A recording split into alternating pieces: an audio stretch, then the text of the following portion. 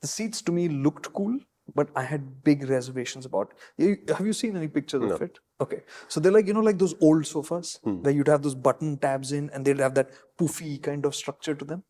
They're like that. All of them? All the seats? All the seats. Okay. All the seats. So immediately you think you're going to sink into them and they're going to be floppy and all of that. Good news, they're not like that. Okay. But, and I spent the entire day in that in the car, in which I did not find them to be uncomfortable. But you weren't blown away either. Yeah, I don't think they're the best seats that I would use for long distances. And that is the question that we'll come to. Is this a car for long distances or not? The thing is that the poofy bits end up creating a ridge, right? So there will invariably be pressure points. Got it. And depending on how you're built, they're likely to be more in that scenario. Okay. I expected them to be uncomfortable in corners. That was not the case. The seat back held you nicely. The seat base was okay, not great, but okay. So that was the one thing that has been a highlight in a lot of the conversations, was a red flag for me. Turns out it's okay. It's not a problem. Okay. The great thing is that car that looks big on the outside feels big on the inside as well. Okay. There is a lot of space, whether you're in the front or in the back. 5 seats only? 5 seats. It's not a 3-row, it's a 2-row. There's been, the seats got a lot of attention because of that shape and the fact that they recline and all of that. And this is something I think you should be wary of as well. Because when even the High Cross came out, everybody was like, oh, it's got Ottoman seats and you can kick your feet out and do all of that. It doesn't work. I'm 5'6" and I can barely stretch out in the High Cross, right? When you're using that seat, I have to push the front seat all the way forward. I have to push the middle seat all the way back, which means the front seat is gone, front passenger seat. The rear passenger seat is gone. And even then, my feet are touching the front seat when I'm extended like this, right? Okay. So it's a nice conversation piece that you have those reclined seats and you can do that, but is it really something that you can use once in a while for a laugh? Sure, right? Yeah, but in some ways, here comes the first MG joke, but in some ways, I think this whole car is a conversation piece, right?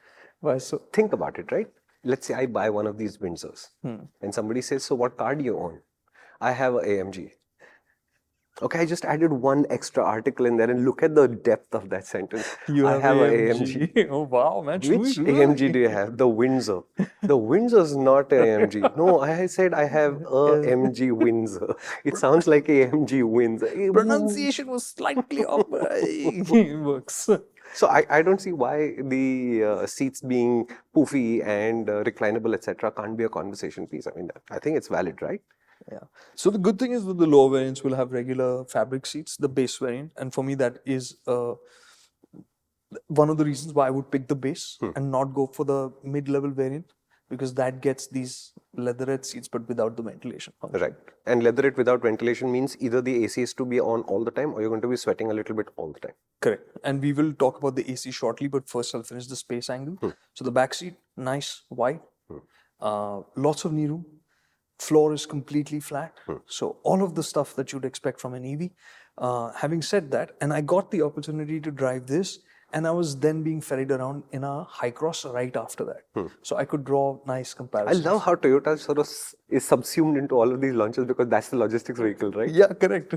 And it was good because when I sat in the Windsor, my thought was that this is very spacious. Right. But I didn't like the under-thigh support so much. And again, for me, at my height, which means for taller people, it will definitely feel less than ideal. Right.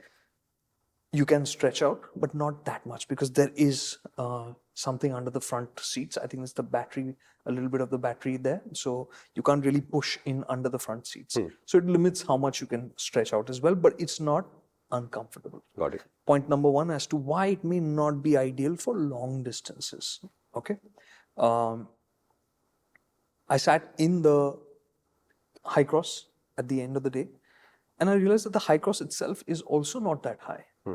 But the High Cross's advantage again is it has that much more room, so you can stretch out that much more. Right. So you manage to find a comfort space. So this as a backseat is pretty good. Yeah.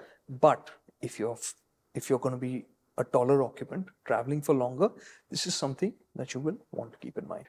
That is a clip from MotorInc.